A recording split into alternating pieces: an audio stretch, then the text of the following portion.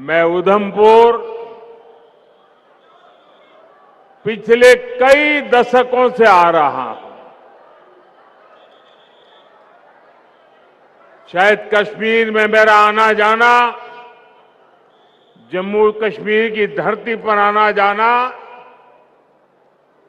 पिछले 5 दशक से लगातार चल रहा है। मुझे याद है 1992 में एकता यात्रा के दौरान यहां जो आपने भव्य स्वागत किया था, जो सम्मान किया था, एक प्रकार से पूरा क्षेत्र रोड पर आ गया था। और आप भी जानते हैं, तब हमारा मिशन कश्मीर के लाल चौक पर तिरंगा फहराने का था। तब यहां माताओं बहनों ने बहुत आशीर्वाद दिया था। 2014 में माता वैष्णो देवी के दर्शन करके आया था और इसी मैदान पर मैंने आपको गारंटी दी थी कि जम्मू कश्मीर की अनेक पीढ़ियों ने जो कुछ सहा है उसे मुक्ति दिलाऊंगा।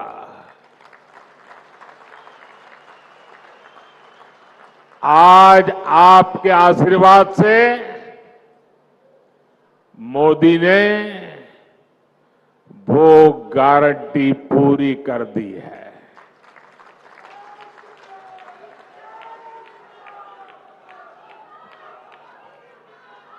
दशकों बाद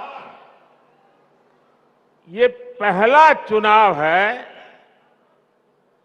जब आतंकवाद, अलगाववाद,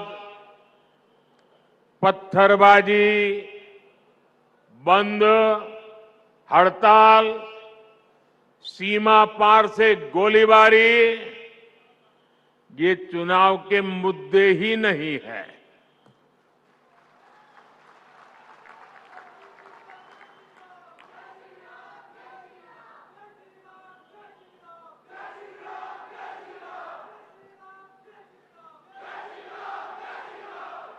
तब माता वैष्णो देवी यात्रा हो या अमरनाथ यात्रा, ये सुरक्षित तरीके से कैसे हो, इसको लेकर ही चिंताएं होती थी।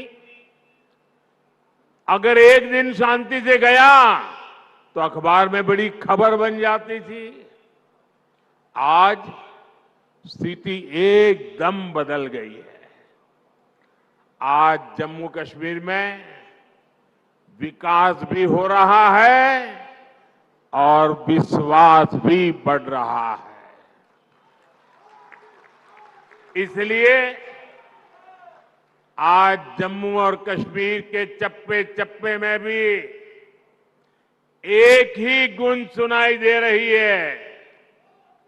फिर एक बार, फिर एक बार, फिर एक बार, भाइयों और बहनों, ये चुनाव सिर्फ सांसद चुनने भर का नहीं है, बल्कि ये देश में एक मजबूत सरकार बनाने का चुनाव है।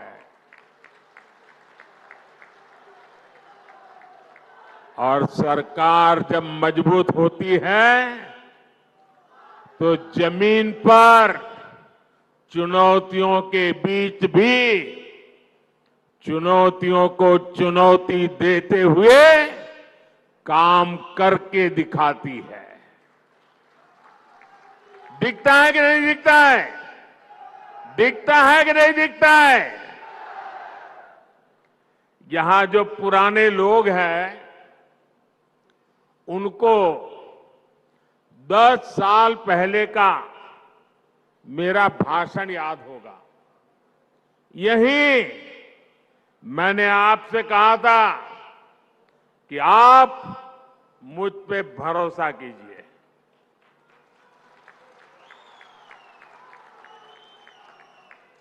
याद है ना? मैंने कहा था आप मुझ पे भरोसा कीजिए, मैं 60 वर्षों की समस्याओं का समाधान करके दिखाऊंगा।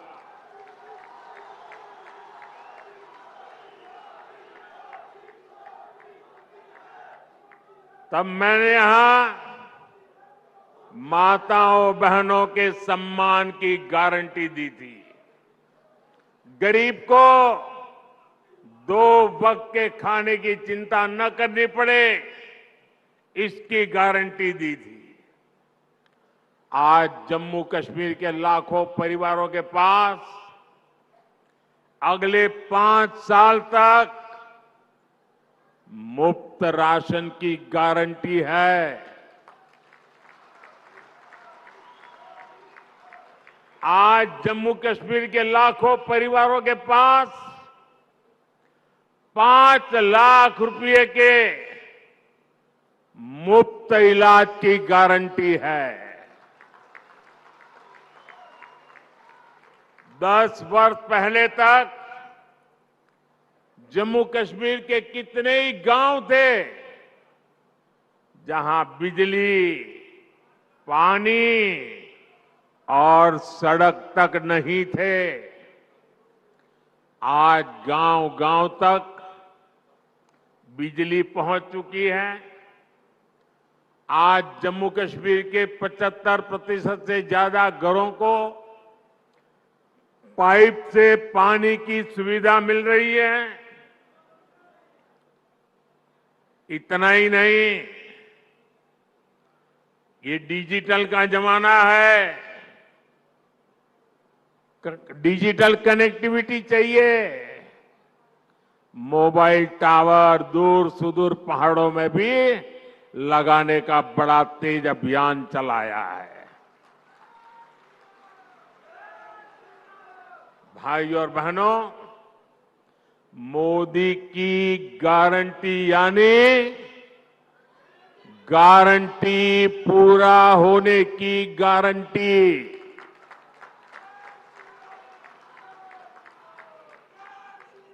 आप याद कीजिए, कांग्रेस की कमजोर सरकारों ने शाहपुर कंडी डैम को कैसे दशकों तक लटकाए रखा। जम्मू के किसानों के खेत सूखे थे, गांव अंधेरे में थे, लेकिन हमारे हक का रावी का पानी पाकिस्तान जा रहा था। मोदी ने किसानों को गारंटी दी थी और इसे भी पूरा करके दिखाया है। इससे कठुआ और सांबा के हजारों किसानों को फायदा हुआ है। यही नहीं, इस डैम से जो बिजली पैदा होगी वो जम्मू कश्मीर के घरों को रोशन करेंगे। भाई और बहनों, मोदी विकसित भारत के लिए विकसित जम्मू कश्मीर के निर्माण की गारंटी दे रहा है। लेकिन कांग्रेस, नेशनल कॉन्फ्रेंस, पीडीपी और बाकी सारे दल जम्मू कश्मीर को फिर उन पुराने दिनों की तरफ ले जाना चाहते हैं। इन परिवार चलित पार्टियों ने, परिवार के द्वारा ही चलने वाली पार्टियों ने जम्मू कश्मीर का जितना नुकसान किया उतना नुकसान किसी ने नहीं किया है। यहां तो पॉलिटिकल पार्टियां मतलब of the family, by the family, for the family.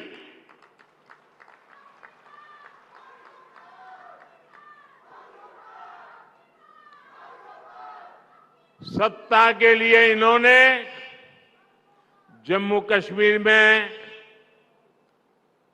370 की ऐसी दीवार बना दी थी कि जम्मू कश्मीर के लोग बाहर नहीं झोंक सकते थे और बाहर वाला जम्मू कश्मीर की तरफ नहीं झोंक सकता था। और ऐसा भ्रम बना के रखा था कि बस उनकी जिंदगी ये 370 है तभी बचेगी। ऐसा झूठ चलाया, ऐसा झूठ चलाया। आपके आशीर्वाद से मोदी ने 370 की दीवार गिरा दी। दीवार गिरा दी इतना नहीं, उस मलबे को भी जमीन में गाड़ दिया है मैंने। मैं चुनौती देता हूं, हिंदुस्तान की कोई पॉलिटिकल पार्टी हिम्मत करके आ जाए, विशेष करके मैं कांग्रेस को चुनौती देता हूं, वो घोषणा करे वो 370 को वापस लाएंगे, ये देश उनका मुंह तक देखने को तैयार नहीं होगा।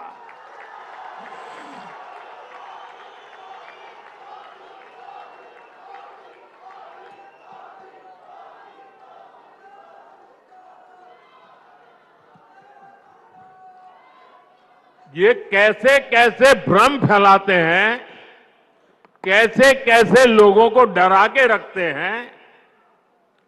ये कहते थे 370 हटी तो आग लग जाएगी, जम्मू कश्मीर हमें छोड़ के चला जाएगा। लेकिन जम्मू कश्मीर के नौजवानों ने इनको आईना दिखा दिया। अब देखिए, जब यहां उनकी नहीं चली, जम्मू कश्मीर के लोग उनकी असलियत को जान गए। अब जम्मू कश्मीर में उनके झूठे वादे, भ्रम की मायाजाल नहीं चल पा रही है, तो ये लोग अब जम्मू कश्मीर के बाहर देश के लोगों के बीच भ्रम फैलाने का खेल खेल रहे हैं। ये कहते हैं कि 370 के हटने से देश को कोई लाभ नहीं हुआ। जिस राज्य में जाते हैं वहां भी बोलते हैं तुम्हारे राज्य को क्या लाभ हुआ, तुम्हारे राज्य को क्या लाभ हुआ। 370 के हटने से क्या लाभ हुआ है, वो जम्मू कश्मीर की मेरी बहन बेटियों को पूछो, जो अपने हकों के लिए तरस रही थी। ये उनका भाई, ये उनका बेटा, उन्होंने उनके हक वापस दिए हैं।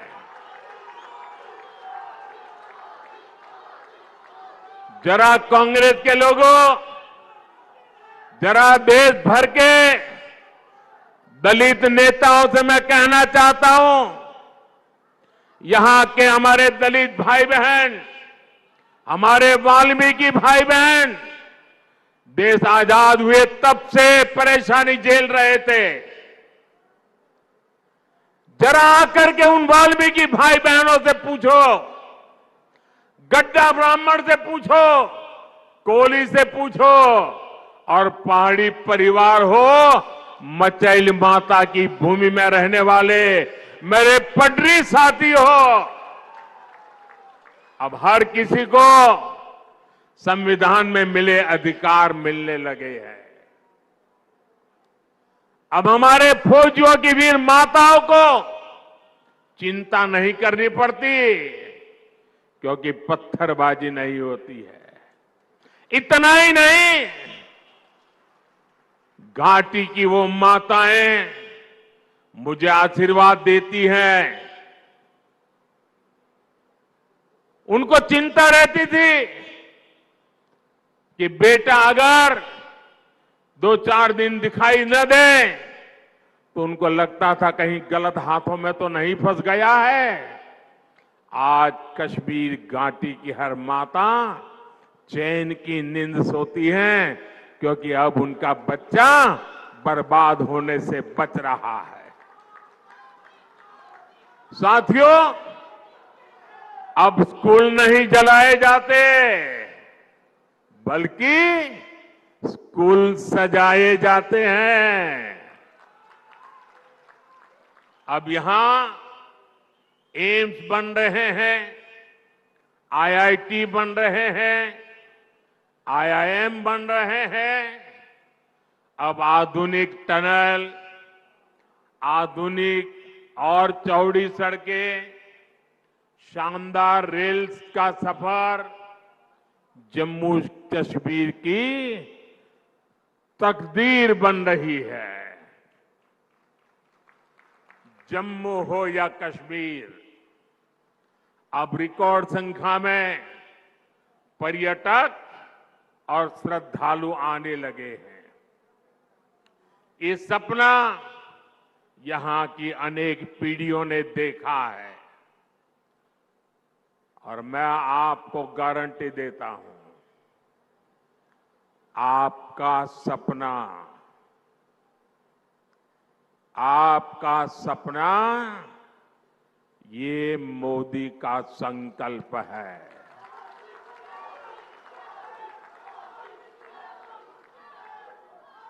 आपके सपनों को पूरा करने के लिए हर पल आपके नाम, आपके सपनों को पूरा करने के लिए हर पल देश के नाम, विकसित भारत का सपना पूरा करने के लिए 24/7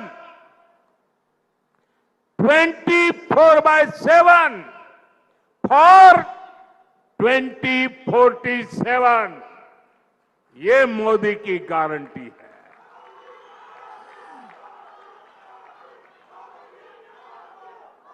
दस सालों में हमने आतंकवादियों और भ्रष्टाचारियों पर घेरा बहुत ही कसा है।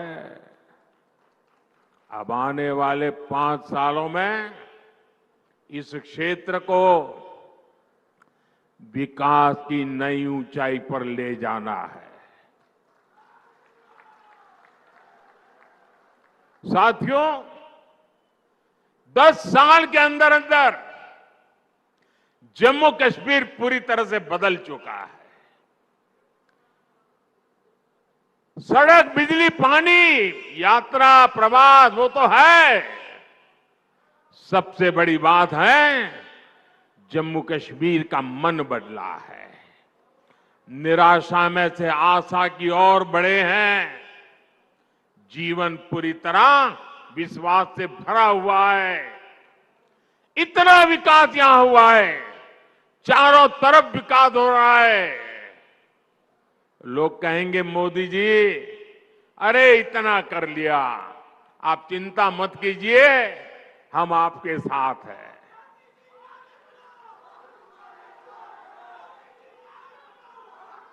आपका साथ, उस पे प्रति तो मेरा अपार विश्वास है।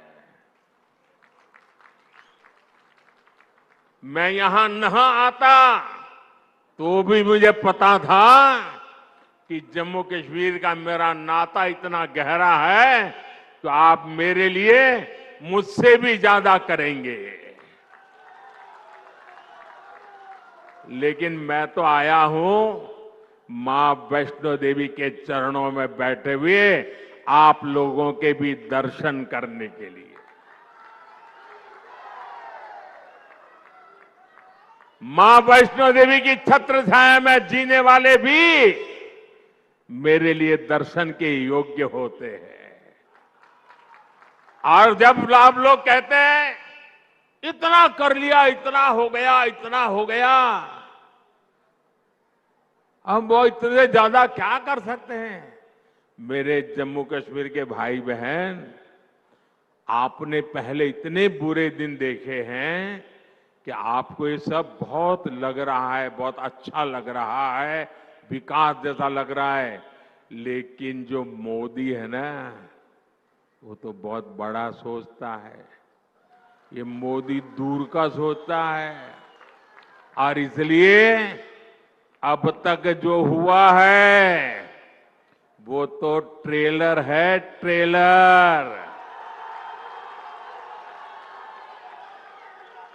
मुझे तो नए जम्मू कश्मीर की नई और शानदार तस्वीर बनाने के लिए जुट जाना है।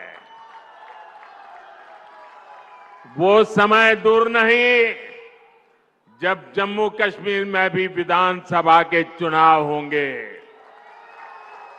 जम्मू कश्मीर को वापस राज्य का दर्जा मिलेगा। आप अपने विधायक, अपने मंत्रियों से अपने सपने साझा कर सकेंगे। हर वर्ग की समस्याओं का तेजी से समाधान होगा। यहां जो सड़कों और रेल का काम चल रहा है वो तेजी से पूरा होगा। देश विदेश से बड़ी बड़ी कंपनियां, बड़ी बड़ी फैक्ट्रियां और ज्यादा संख्या में आएगी। जम्मू कश्मीर टूरिज्म के साथ ही स्पोर्ट्स और स्टार्टअप के लिए जाना जाएगा। इस संकल्प को लेकर मुझे जम्मू कश्मीर को आगे बढ़ाना है। भाइयों और बहनों, ये परिवार चलित, परिवारवादी, परिवार के लिए जीने मरने वाली पार्टियों विकास की भी विरोधी है और विरासत की भी विरोधी है। आपने देखा होगा कि कांग्रेस राम मंदिर से कितनी नफरत करती है।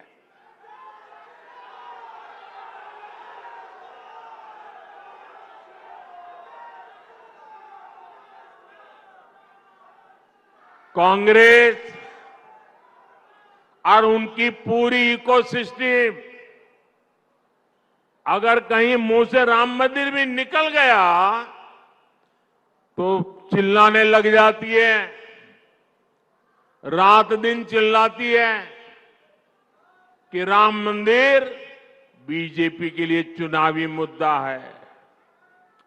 राम मंदिर न कभी चुनाव का मुद्दा था, न चुनाव का मुद्दा है और न ही कभी चुनाव का मुद्दा बनेगा।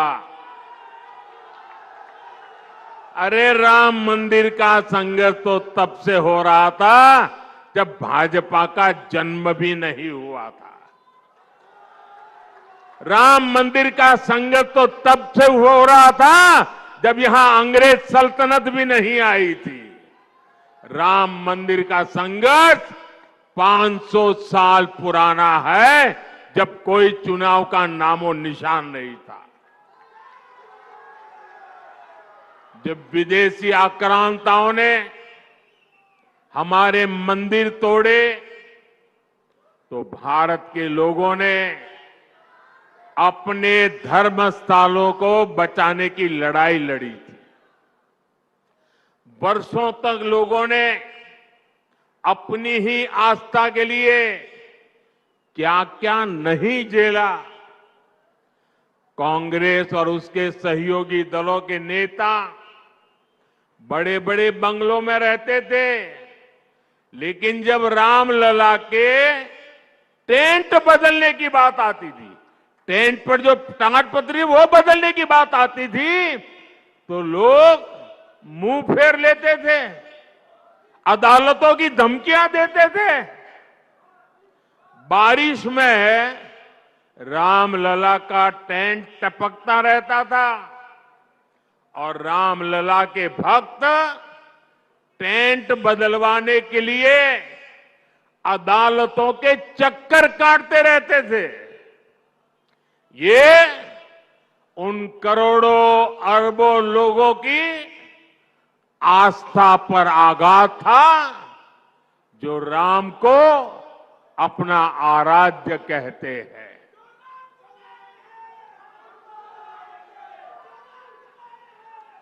और हमने इन्हीं लोगों से कहा कि एक दिन आएगा जब रामलला भव्य मंदिर में विराजेंगे।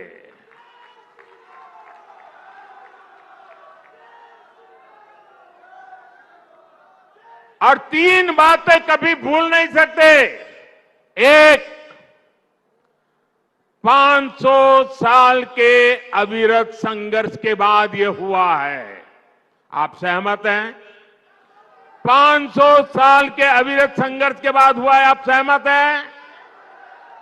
दूसरा, पूरी न्यायिक प्रक्रिया की कसौटी से कस करके, न्याय के तराजू से तोल करके अदालत के निर्णय से ये काम हुआ है। सहमत है? तीसरा, ये भव्य राम मंदिर सरकारी खजाने से नहीं, देश के कोटि कोटि नागरिकों ने पाई पाई दान देकर बनाया है। सहमत है? जब उस मंदिर की प्राण प्रतिष्ठा हुई, जब उस मंदिर की प्राण प्रतिष्ठा हुई तो पिछले 70 साल में कांग्रेस ने जो भी पाप किए थे, जो भी रुकावटें डाली थी, उनके साथियों ने जो भी रुकावटें डाली थी, सबको माफ करके राम मंदिर के जो ट्रस्टी हैं वो खुद कांग्रेस वालों के घर गए, इंडी गठबंधन वालों के घर गए, उनके पुराने पापों को माफ कर दिया और उन्होंने कहा राम आपके भी हैं, आप प्राण प्रतिष्ठा में जरूर पधारिए। सम्मान के साथ बुलाया, लेकिन उन्होंने इस निमंत्रण को भी ठुकरा दिया।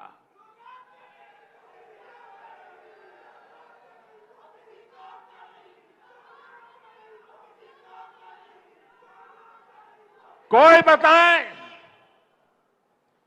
वो कौन सा चुनावी कारनामा था जिसके दबाव में आपने राम मंदिर के प्राण प्रतिष्ठा के निमंत्रण को ठुकरा दिया?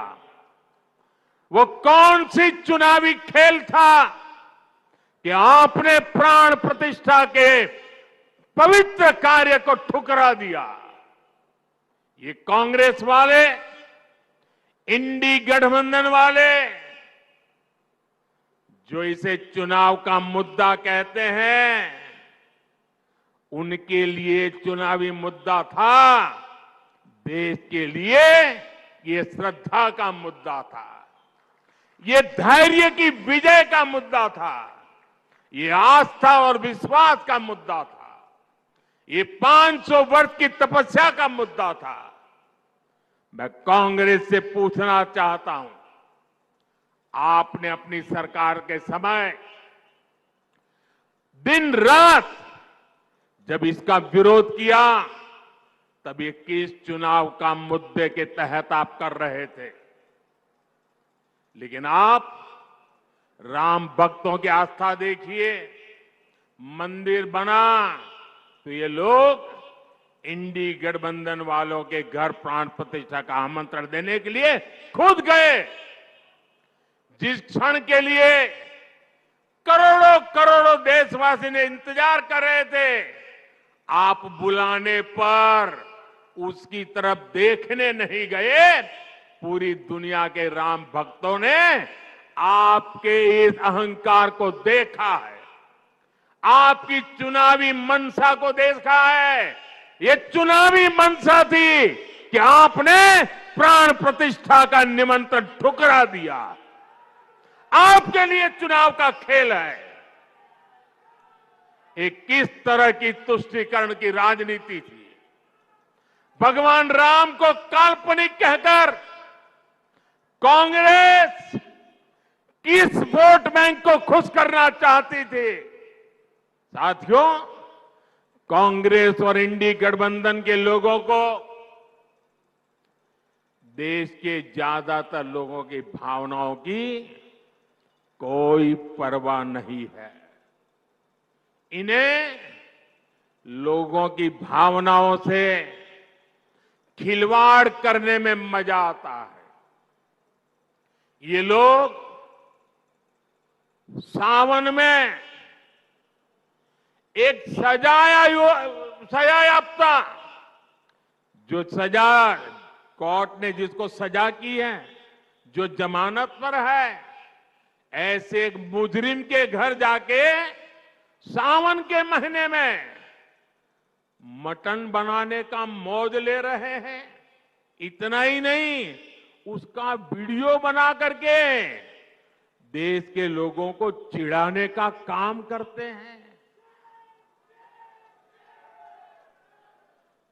कानून किसी को भी कुछ भी खाने से नहीं रोकता है और न ही मोदी रोकता है।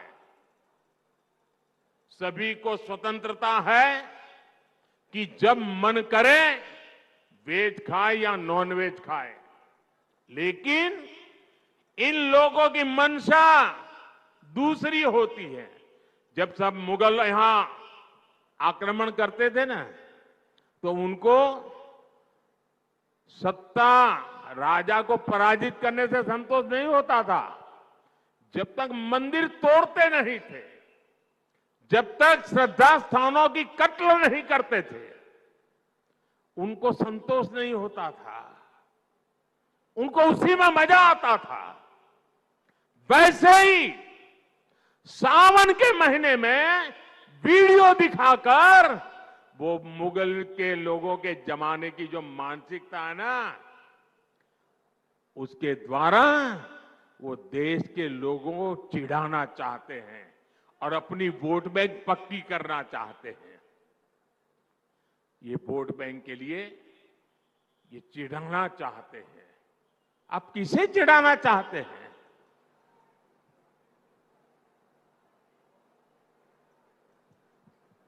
नवरात्र के दिनों में अपना नॉनवेज खाना आप किस मंशा से वीडियो दिखा दिखा करके लोगों की भावनाओं को चोट पहुंचा करके किसको खुश करने का खेल कर रहे हो? मैं जानता हूं, मैं जब आज ये बोल रहा हूं, उसके बाद ये लोग पूरा गोला बारूद लेकर गालियों की बौछार मुझ पर चलाएंगे, मेरे पीछे पड़ जाएंगे। लेकिन जब बात बर्दाश्त से बाहर हो जाती है, तो लोकतंत्र में मेरा दायित्व बनता है, मैं देश को सही चीजों का सही पहलू बताऊं और वो मेरा कर्तव्य पूरा कर रहा हूं। ये लोग ऐसा जानबूझकर इसलिए करते हैं ताकि इस देश की मान्यताओं पर हमला हो। ये इसलिए होता है ताकि एक बड़ा वर्ग इनके वीडियो कर देखकर चिढ़ता रहे, असहज होता रहे। समस्या इस अंदाज से है, तुष्टीकरण से आगे बढ़कर ये इनकी मुगलिया सोच है। लेकिन ये लोग नहीं जानते, जनता जब जवाब देती है तो बड़े बड़े शाही खानदार के युवराजों को बेदखल होना पड़ता है। साथियों, ये जो परिवार चलित पार्टियां हैं, ये जो भ्रष्टाचारी है, अब इनको फिर मौका नहीं देना है। उधमपुर से डॉक्टर जितेंद्र सिंह और जम्मू से जुगल किशोर जी नया रिकॉर्ड बनाकर संसद भेजना है। जीत के बाद दोबारा जब उधमपुर आऊं तो स्वादिष्ट कलाड़ी का आनंद जरूर लूंगा।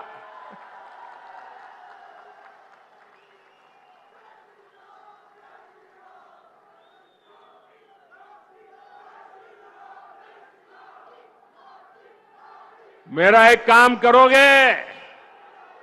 मेरा एक काम करोगे? माता वैष्णो देवी को, वहां मैं जा नहीं पा रहा हूं, यहां इतना निकट आकर के, तो माता वैष्णो देवी की क्षमा मांगिए और मेरी तरफ से मत्था टेकिए। टेकोगे?